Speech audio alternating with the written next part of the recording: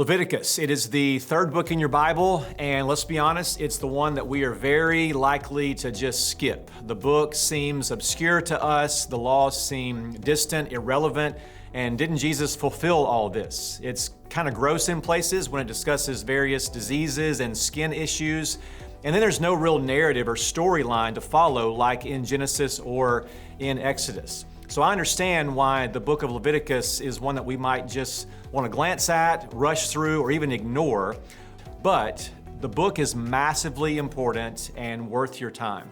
Let me give you a brief highlight reel of Leviticus.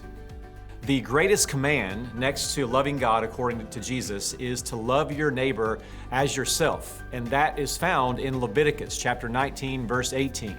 The Day of Atonement that is actually on our calendars, Yom Kippur, which is still recognized, is from the book of Leviticus.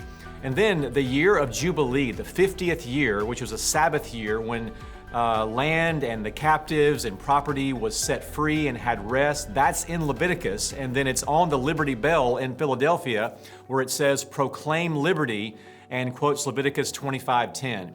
And then you have the modern debates on sex and sexuality, and very often, guess what is quoted? Leviticus 18. It's a long chapter with all kinds of laws on sexuality. We could go on, but the point is the book matters. The breakdown is pretty simple. So chapters 1 through 7, various kinds of offerings: burnt offering, grain offering, sin, guilt, peace offering. 8 through 10 is focused on Aaron, the high priest, and all of his garments and rituals and requirements of his preparation to be priest.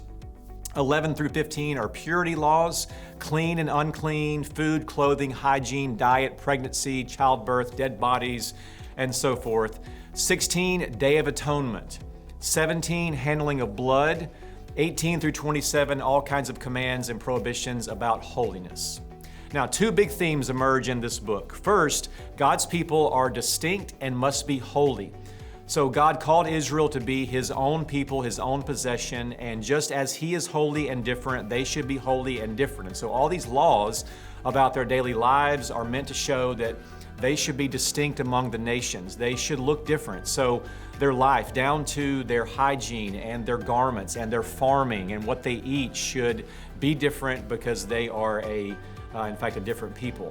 God cares about all of it. Nothing is trivial to Him. Everything matters to Him. And so they are to be holy and clean and different because He is holy, clean, and different.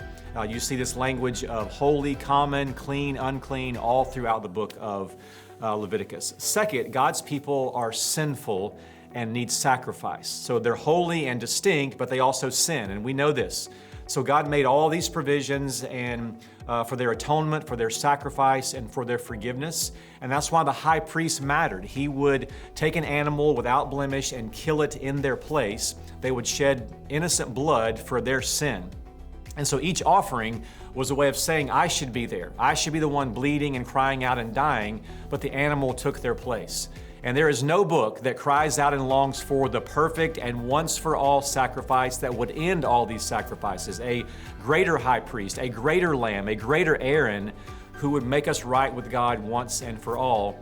And that's what Jesus would do. He is the Lamb who takes away the sin of the world. He is our priest that offers Himself in our place on the offering. So read Leviticus. It'll take you about 3 hours.